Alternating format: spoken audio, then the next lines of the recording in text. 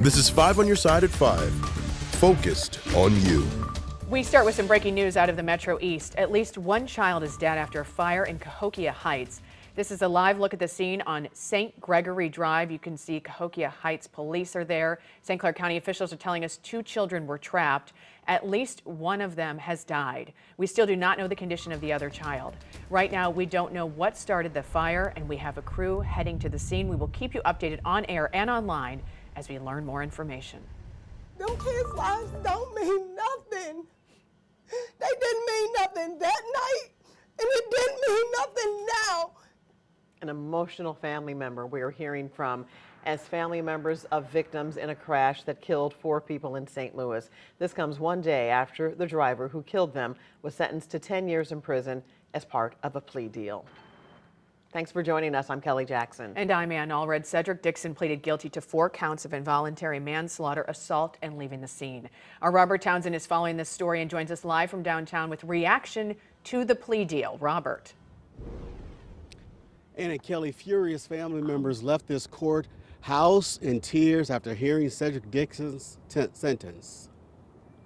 My blood boils because what about their lives that Abby don't matter? Shante Lucius says she and her family are outraged now that Cedric Dixon got 10 years for causing the car crash that killed her 20-year-old son, Corntrell McKinley, and 3 of his friends. Again, 4 of the young man's friends were injured in the crash that happened near South Grand and Forest Park Parkway on February 26th of last year. The St. Louis mom's 19-year-old son, Courtney McKinley, suffered multiple injuries, including fractured ribs, punctured lungs, cuts and bruises. During that crash, Shante Lucius calls Dixon's 10-year sentence, quote, a slap in their faces and no justice for the crash victims and their loved ones. My son had a future. All them kids had a future. They got treated like suspects, and they just got justice like criminals. Not right. Why the criminal get 10 years? Lucius says in court yesterday, Cedric Dixon did not apologize to crash victims or their families. Now, Dixon's lawyer sent me a statement this afternoon, and he said his client is remorseful and offered to take the maximum amount of punishment for involuntary manslaughter under that plea deal. Coming up at 6, we will have new reaction from Shante Lucius' son. He drove her Tahoe the night of that deadly car crash. Live downtown, Robert Townsend, 5 on your side. Today, St. Louis's mayor addressed recent safety issues on the streets in the city. She's pushing for more automated traffic enforcement like red light and speed cameras. This comes after several high-profile cases. Last year, a driver crashed into a teen from Tennessee downtown, causing her to lose both of her legs. And earlier this month, a mother and daughter from Chicago were hit and killed by a driver downtown.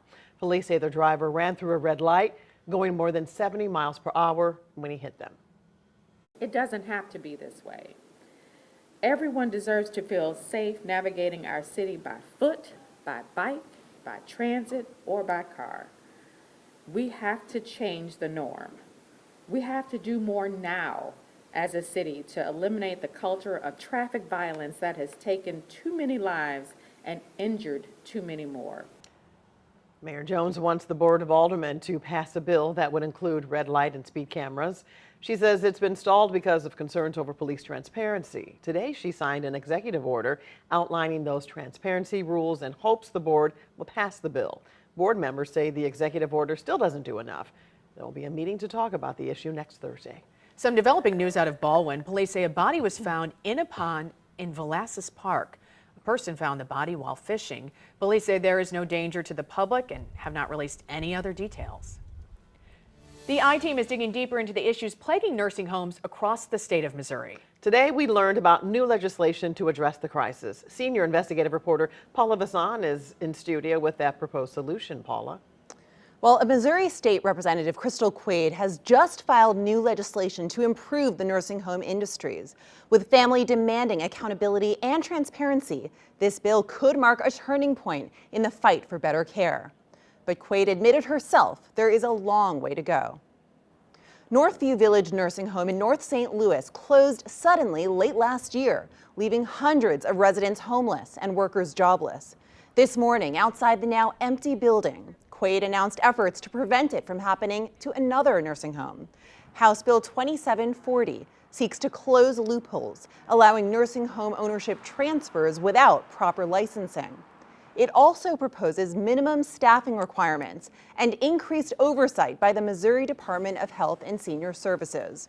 Recently, the I-Team discovered a lack of financial transparency with how taxpayer money is used among nursing home owners. Why isn't financial scrutiny a part of your legislation? And we wanted to get something in as fast as we can. I believe that looking at all of those different buckets, we should be doing multiple pieces of legislation. But will this legislation be enough to tackle the systemic issues facing Missouri's nursing homes? Nursing home resident advocates tell us that for any reforms to be effective, financial transparency and accountability must be included. Stay tuned as we continue to dig deeper. There's less than a week to go until a potential AnheuserBusch worker strike. The Teamsters Union says contracts end next Thursday, February 29th. If there's not a new one, workers will picket outside of the brewery. The union accuses the company of, quote, wasted months doing nothing. The company sent us a statement saying, quote, our top priority remains securing a contract that recognizes and rewards the talent, commitment, and drive of our employees and continues to provide the best jobs in the beer industry. The company adds it has a plan to make sure customers still get their beer. Now to a remarkable story of recovery in North St. Louis County. 5 years ago, we told you about a family that escaped a house fire in St. Anne. Their home, a total loss. Fast forward to today, and they have a roof over their heads, a child heading to kindergarten in the fall, and they're opening their own business. Tracy Hinson, who originally reported on this story, got a chance today to catch up with the Masons. We saw a quick come together of our own personal community. And then after your story aired, we had strangers coming up to us and saying, hey, what do you need? 5 years ago, I stood in the backyard of their burnt-out house talking to his wife, Rebecca, who was pregnant at the time. Well, Anemone just went to kindergarten kickoff. She'll be 5 in May. His stepdaughter, who woke up everyone the night of the fire. And Sam is in high school now. She is doing very well. Parents Michael and Rebecca are doing very well, too. Today, I'm proud to announce a fulfillment of a lifelong dream and a calling.